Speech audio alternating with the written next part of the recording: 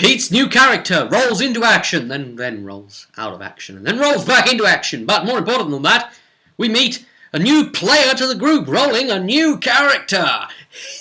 He did.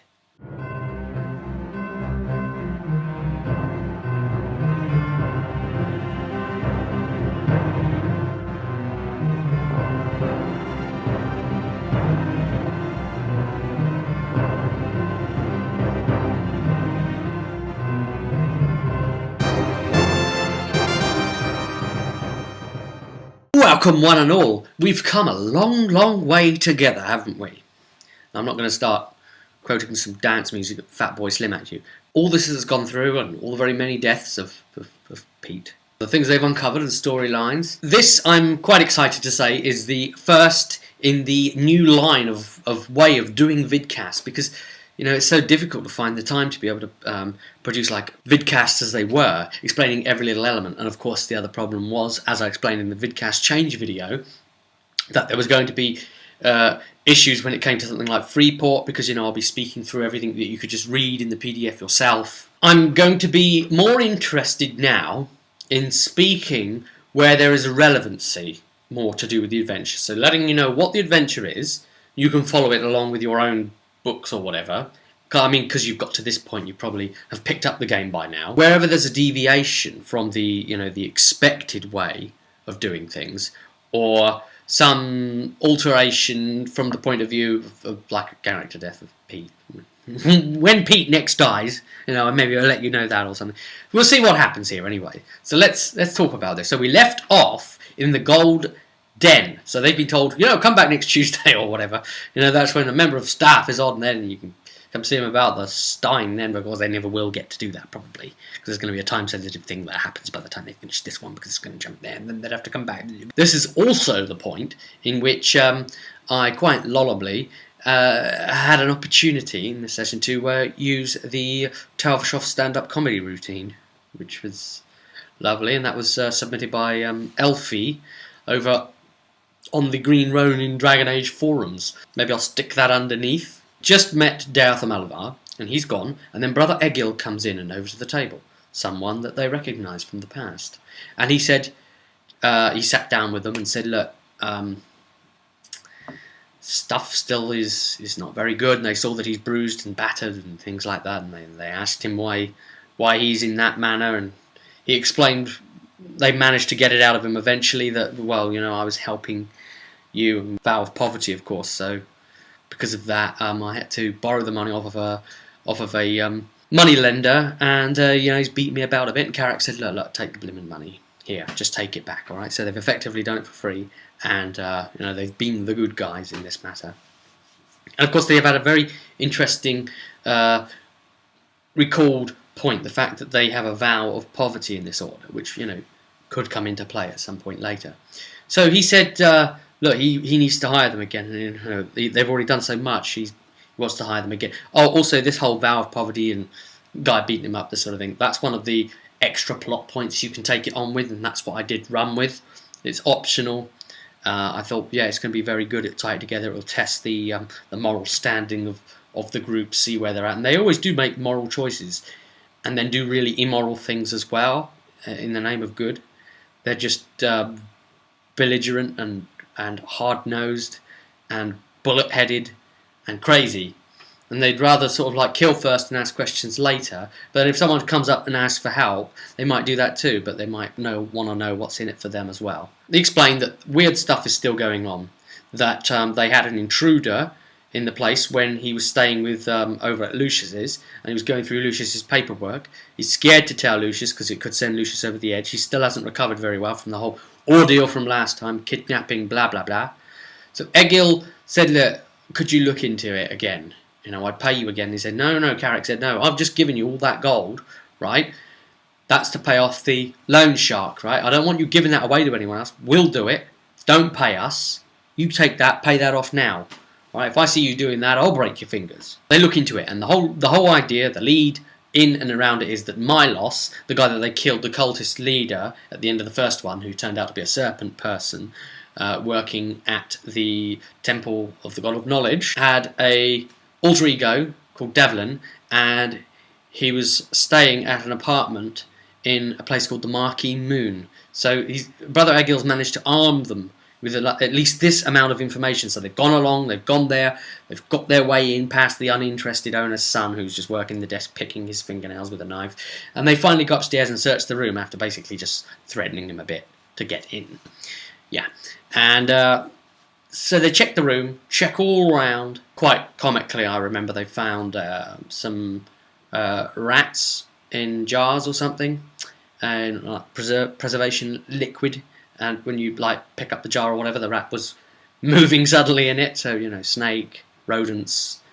He's got little snacks on a shelf. There were some signs there that he was a serpent person, so on and so forth. What's really important here is not so much that they found stuff. I mean, they found a book with a bit of evidence in it, and lighthouse construction and arrows and things pointing, and a V with a circle around it, which is going to stand for Villain. Villain, who is the High Council leader.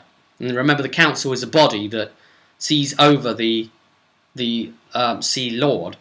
Okay, they have to be a council too. Sea Lord Drac, as we know behind the scenes, has actually bought this guy out without him knowing it. I mean, he's bought his favour and put him really high up on things to gain, so that he'd be a great fool guy if a nosy group were to come along and start snooping into it like they're doing now. So the group is biting and biting on all these little leads as they go along, believing that it's Villain. It's Villain's running everything. Villain's the bad guy.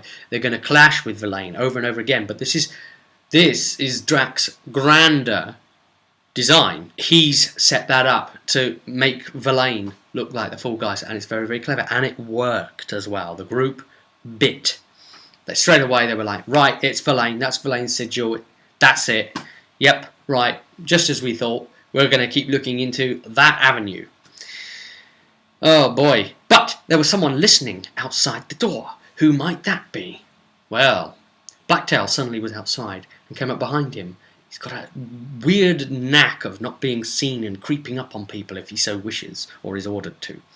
And with Blacktail behind him, we see this Kunari. Yeah. And they say, why were you listening? And he said, well, I've got some information I'm seeking on these people. Right? Well, what information's that? And he said, well, you tell me what you're looking for first. And they said, no, we asked first. It was very, very, it's very tense, this opening. This is the introduction of new player. Of course, this is Chris. Okay, now he's rolled this warrior of the Kunari, and he's he's probably going to become the group's new tank for now, because he's got sword and board skills as well. So, but he also does like using his bow and arrows. He's very much into being rangy. So when a fight breaks out, he actually tries to go ranged very often, I've noticed. So anyway, that's the new character, and his name in short is Ash. That's what people know him as, which is short for his Kunari name. So, Ash. Welcome to the group, Ash. Well, the difficult thing is, when it's awkward and the group are being difficult about letting someone new in, because that's what they do, oh wow, we don't want you coming along, sort of, why should we share information with you? Yeah, we look like we're after the same source, but still. So yeah, it got very tense, and they basically just told him, sod off. We don't care if you're after the same as us, you're getting our way. And I thought to myself, you guys are making it difficult, aren't you? And the players kind of laughed at it too and said, we're just doing what they do.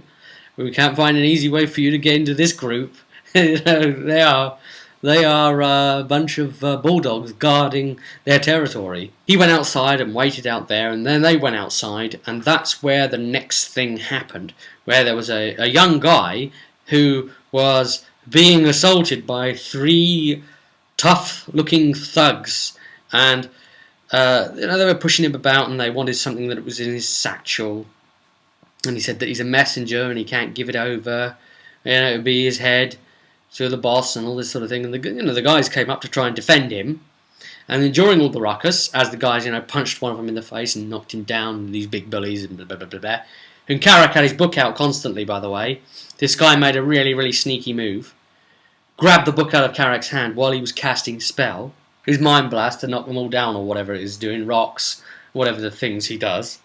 Carrick suddenly looks and realises, okay, I don't have my book.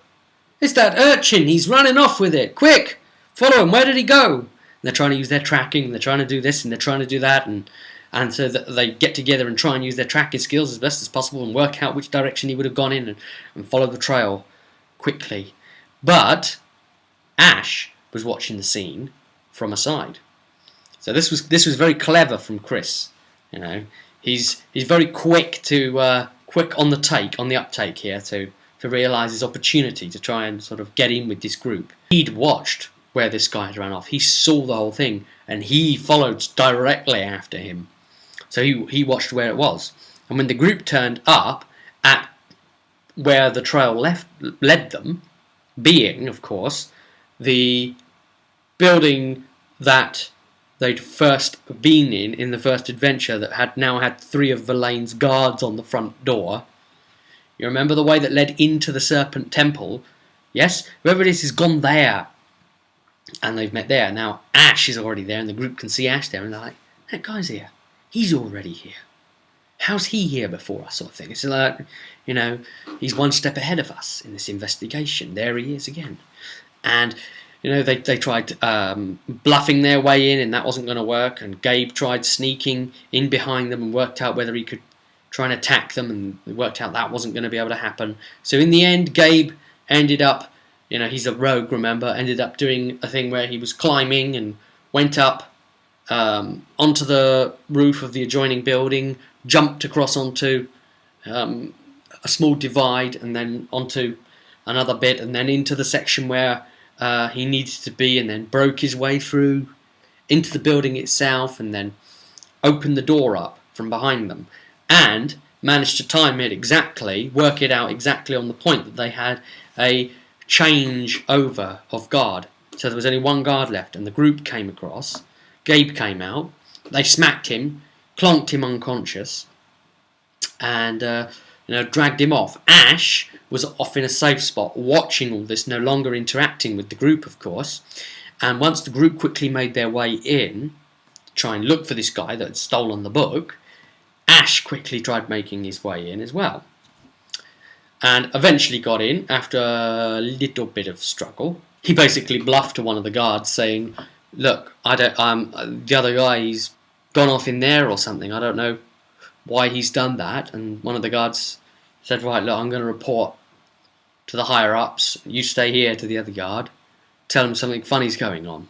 So he goes off and leaves the other guard there, and then Ash jumps him, takes him down, and then, he gets in the building that way. So he's following behind the group, and now the group's working their way down the passages where they're being, through the old wine cellar, through the thing. They come to the trapdoor that's now held open because there's supposed to be some sort of clean-out operation going on down there to clear all the temporary bad stuff out. And yeah, granted, a lot of the stuff has been cleared out, and it works out that a lot of it has been going to Verlaine into his pocket. When all this happened, it came out of the city's pocket and came out of his expenses quite badly too, so he's just recouping some of that cost.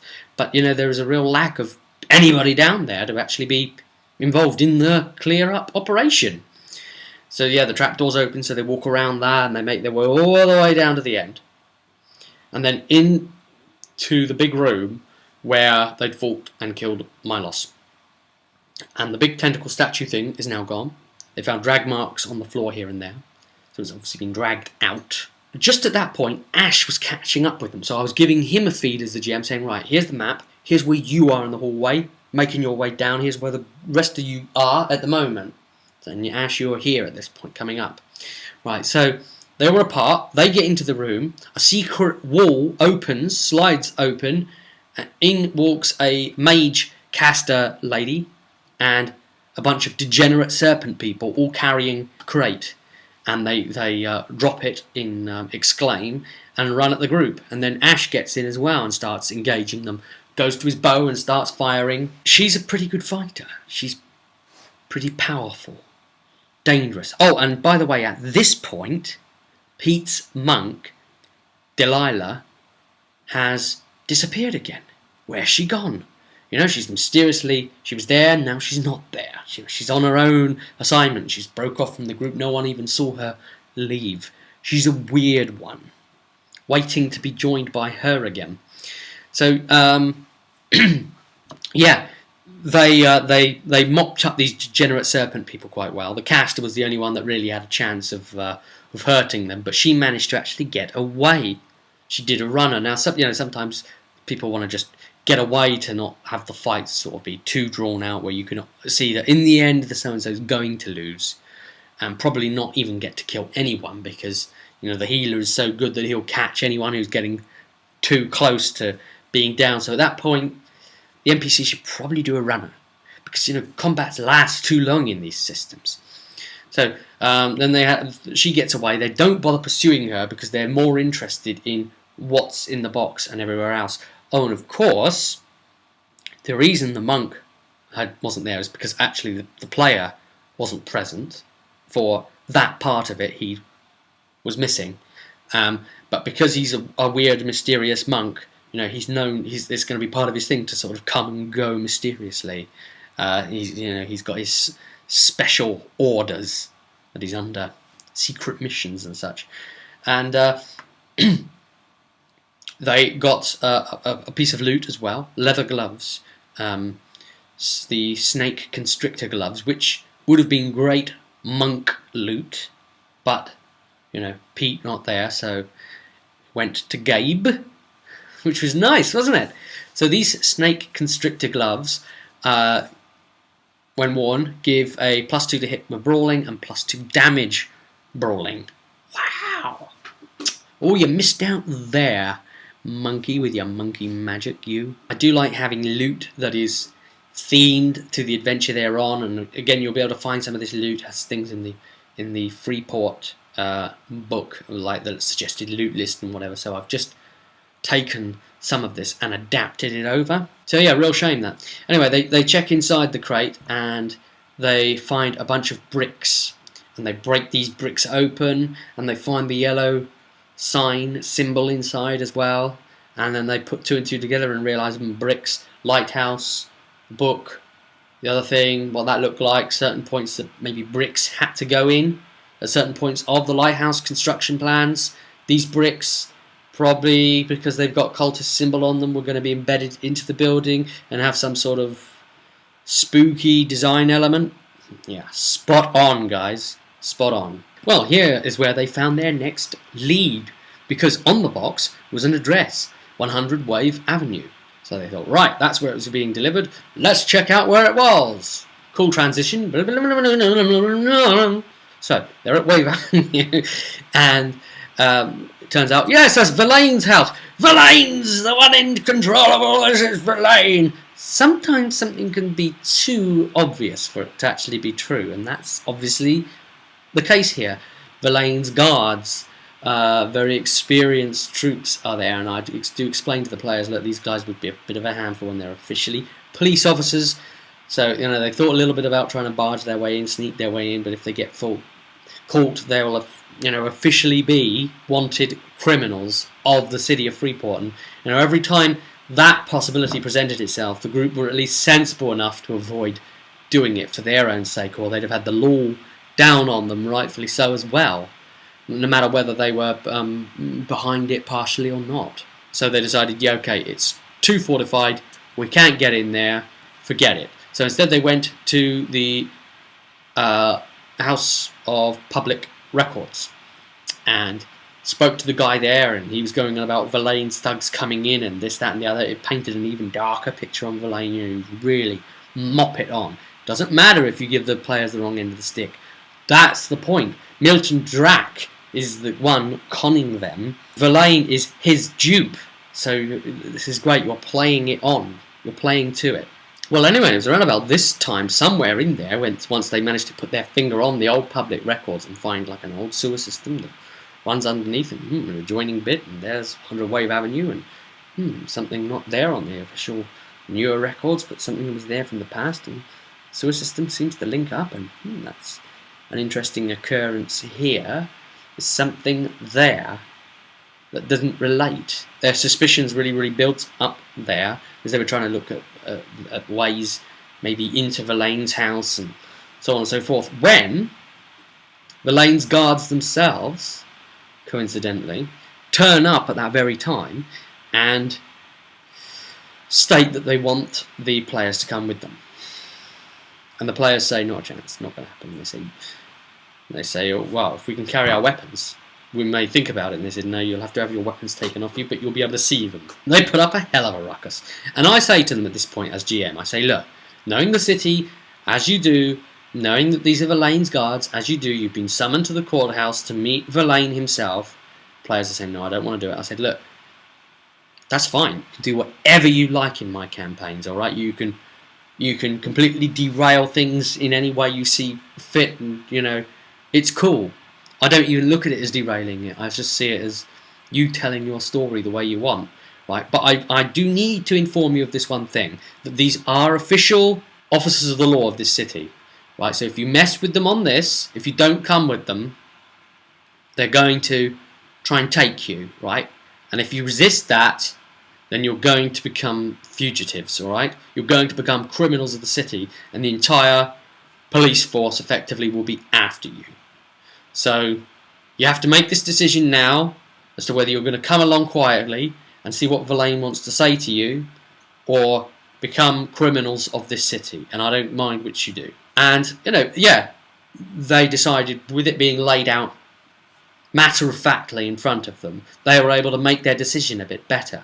Sometimes I think some players worry that, oh, well, you know, the module maybe wants us to do this, so we'll do this. But, you know, sometimes as the GM, you can empower your players to make their own choice by saying, look, this is what will happen. You know this from living here, that this is what will happen.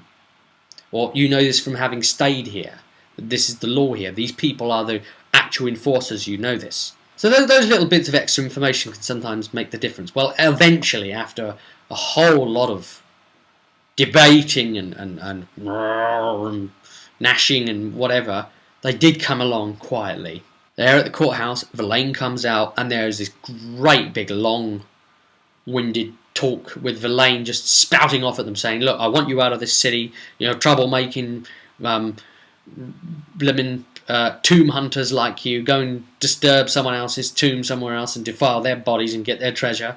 We don't need you here like this. And you know, they were making a good account for themselves as best as they could. But he said, look, you've breaking and entering into the old temple place. We know you have, so we want you to bugger off. Oh, and at this point, Ash has been allowed to join the group, I should just say, because they've said, look, Ash has shown the you know, his true mettle, so he'll be fine. He'll be fine with the group for now. You know, we seem to be after the same guy, after the same ideas. And I also want to just point out that because he's obviously Kunari, his reason for doing it could be completely different, but they need to get someone within the Brotherhood Order too. Well, anyway, the warning is made, and Verlaine walks away saying, look, get out of the city, you'll be able to get a ship, I own most of them. Leave my city now. If you're not gone by tomorrow, you'll be under arrest. That's all there is to it, and I'll stick you in a jail for the rest of your lives. You're meddling, you're trouble. I don't want you here. This is an important time of the lighthouse's construction. This obviously, you know, paints him even worse in their minds, doesn't it? Well, he leaves, gives the officers there the nod, and they start stepping towards the party, fists bared, sort of ready to sort of tough them up a bit, duff them up, to chuck them out of the city, make them think twice about staying. And I do explain that important difference between the fact that they're coming at you with fists ready threateningly. You know, yes, they have weapons on them, but they haven't drawn them. So something like that is always a very important matter as to whether things will escalate immediately into potential, you know, taking of life or not, because then they'd be wanted for murder. You've got to watch these things. You can't just let them just slaughter whoever. There has to be, you know, reasonable behaviour to be able to roleplay successfully. Or indeed to be able to roleplay successfully the fact that there hasn't been reasonable behaviour. Right, well, it didn't quite come to a punch-up because before the group didn't sort of jump forward and spring into it. So to stop that from getting boring, but from the first blows being landed, Brother Egil suddenly turns up and gives the officers his a seal saying, look, I've officially managed to bring them out as guardians to us, and this comes from the Temple of God of Knowledge, and I'm to bring them along with me now and getting them out of here. And Brother Egil, gives them the whole talk, says, right, okay, love, I've got you out of this situation because we need you, and them lot were just about to pounce on you anyway, and we've got more use for you, we've got more leads, okay, and you've found out about the sewer system, yeah, and this sort of thing, and say about that, and we think the secret base might be leading in from there, so he takes the group with them. Now, let me just point out, that's not Brother Egil. That's someone with a disguise spell on them, and they've done all the proper checks at very high rates to check to see if they've spotted that, and they haven't spotted it. So they go with Brother Egil anyway, and they think it really is Brother Egil. I guess obviously also remember the serpents can disguise themselves as people too. And whenever they try and speak to Ash, he pretty much just gives one word answers, as you would expect from your Kunari. And a character like that can't roleplay very, very heavily into the group.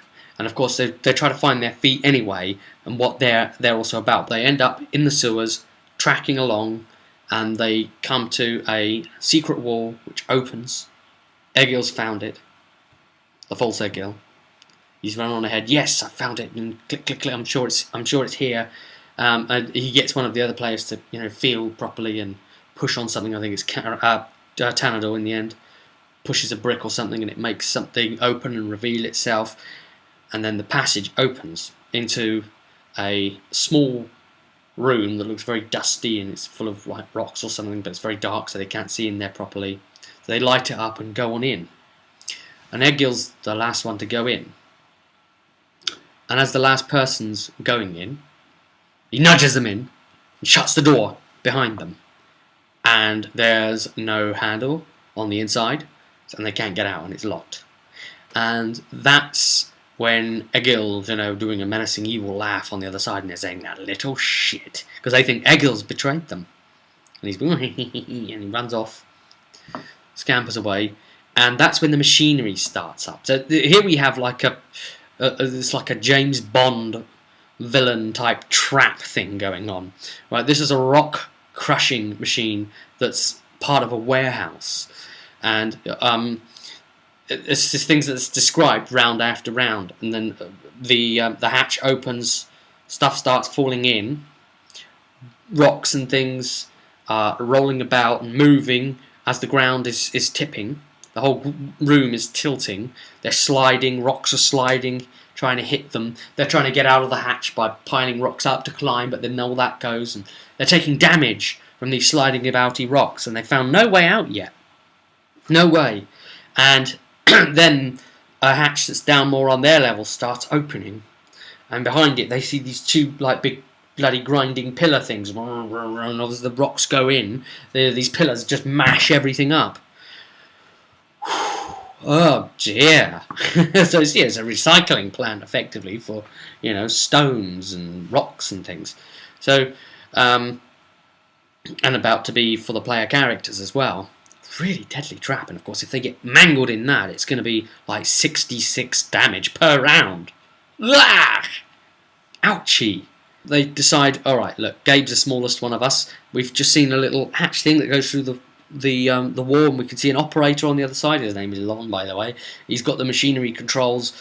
Gabe tries pushing his way through, and they try pushing him in, and they slide away from him so they can't help pushing him in, and it's a very small gap, and he's really trying to escape artist type, wriggle his way along this thing while everything's just being crushed in around them, and then it gets really, really bad, and Karak and Blacktail end up very, very near the crushers, and they both end up as if to go in.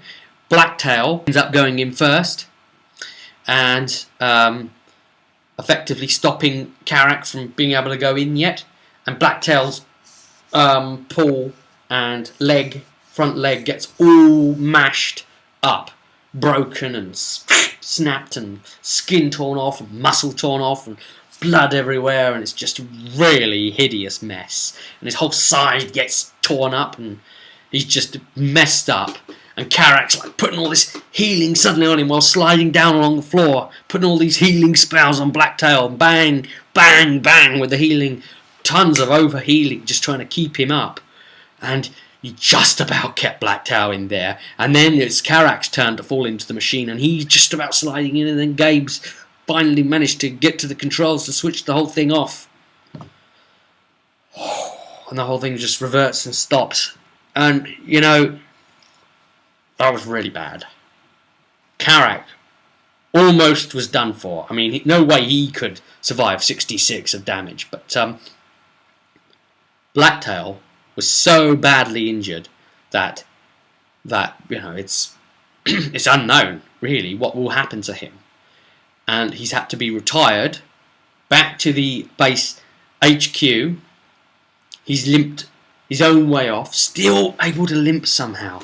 Whatever it is that keeps that warhound going is quite amazing. He's made of some sturdy stuff, and he's just gone off to rest, and whether he'll make it or not, well, is unknown. So he's out of the adventure for now. Bad. The party get their way out. They find that the warehouse owner has nothing to do with all of this plot and ploy. Well, anyway, as they come back out, they go back down the sewer way, and they find the real entrance into the actual cult base, not the pretend one that was actually a trap all along, thanks to the false Egil. And you know, they open that up, and there's a nice slopey thing that goes down, and they manage to make their way along that all right, and set up a rope in the end to go down it even safer. Well, at least Carrack does. The rest just manage to negotiate it normally. He hasn't got very good strength climbing, so he wanted to use a rope. And they get in and come round and just find things, bits of evidence here and there, and bits to loot and things like that. And then finally, to cut all of that short, get round into a chamber where the new statue of the tentacled thing has gone, the unspeakable one. And there's some cultists there. Now, this is supposed to normally be a fight, and I thought, oh, do you know what? It's too similar to the fights they've already been having. Let's not even do that. Let's make them all non-combat type people. You know, he's got a sensor there with whatever foul stuff's coming out of it. They're performing some ritual at the moment over a tied up Egil, who looks pretty bruised and battered, captured. And they just walk in and slaughter everyone. Pretty much. Before they realised, do you know what? We could have talked to them. To make them tell us what was actually going on. But yeah, it was funny that there was no combat type people here. No guards. I wonder where they all are.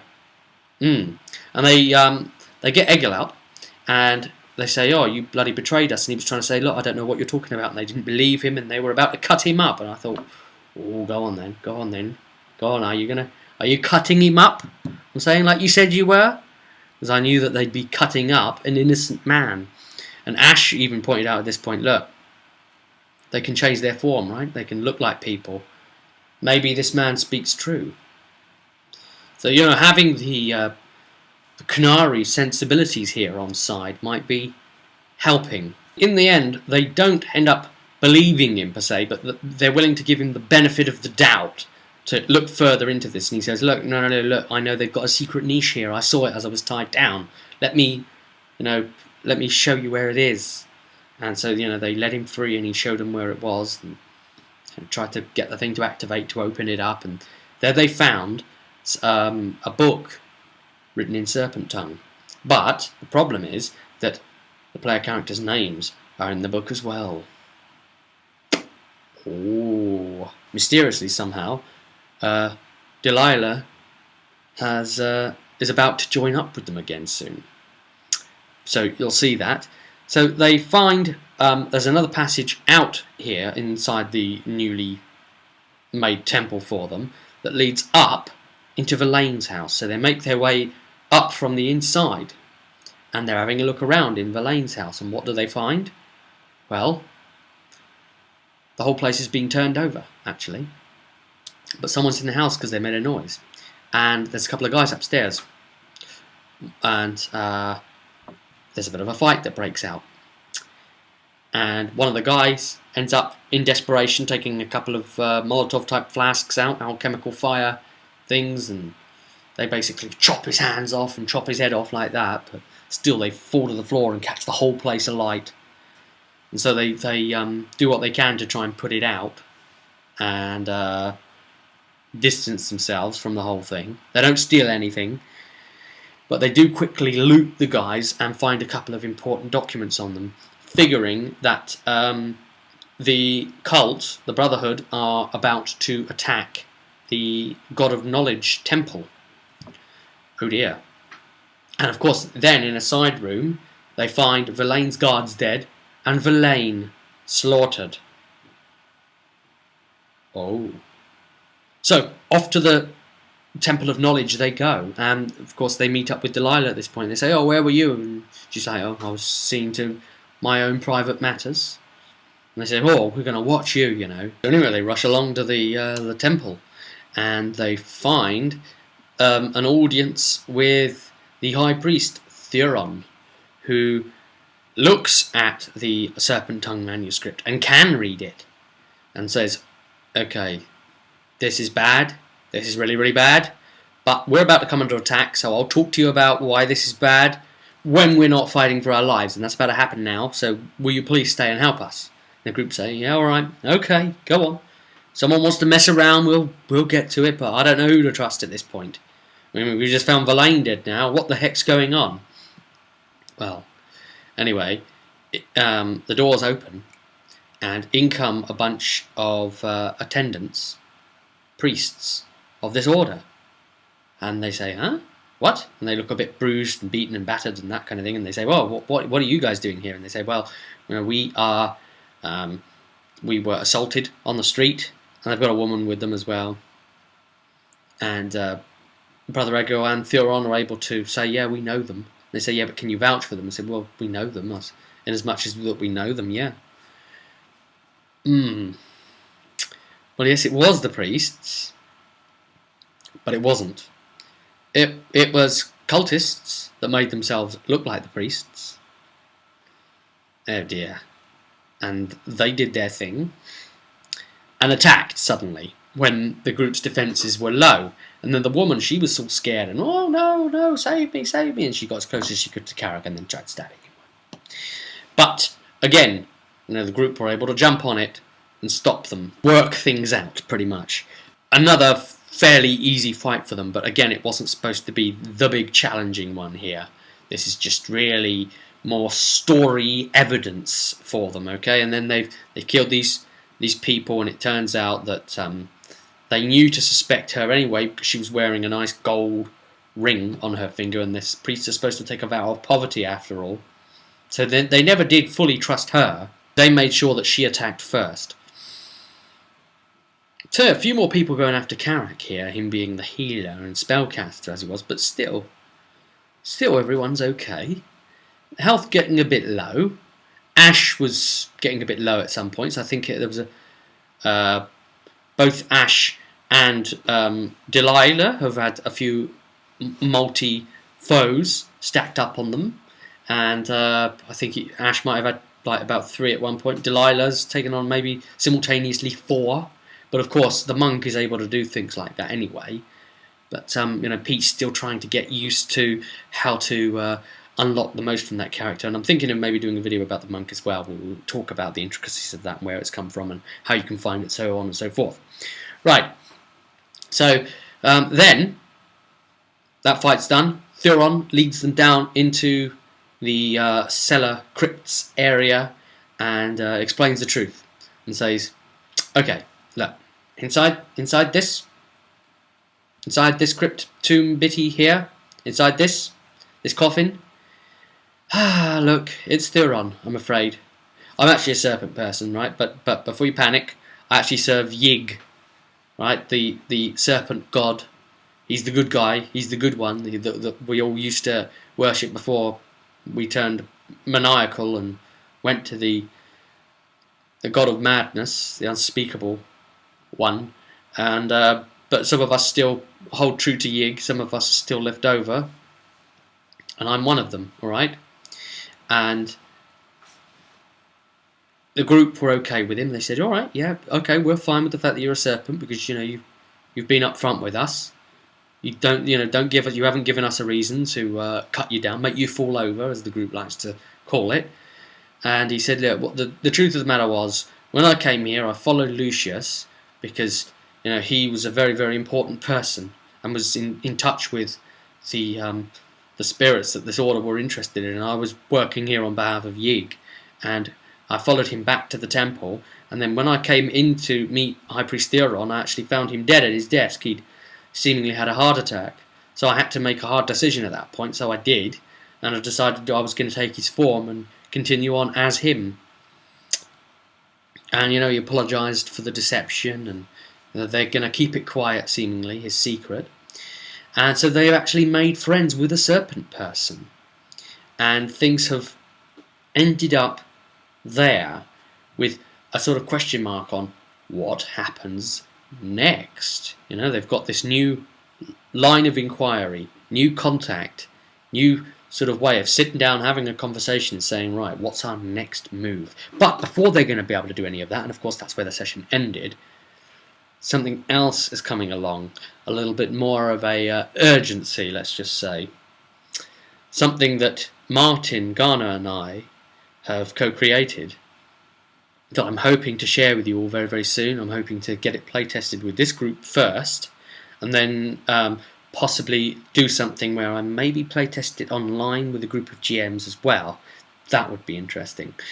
So more on that soon. The whole point of it's going to be that the animal companions could be under threat. Some so serious a threat that the group are going to be forced to give up their Freeport trilogy completion at present and sail all the way back quickly to Ferelden, just for this very important matter, before coming all the way back again if they want to conclude Freeport. Well, I'll leave you wondering on the mystery of all of that and conclude there. And until next time, I will see you at the table.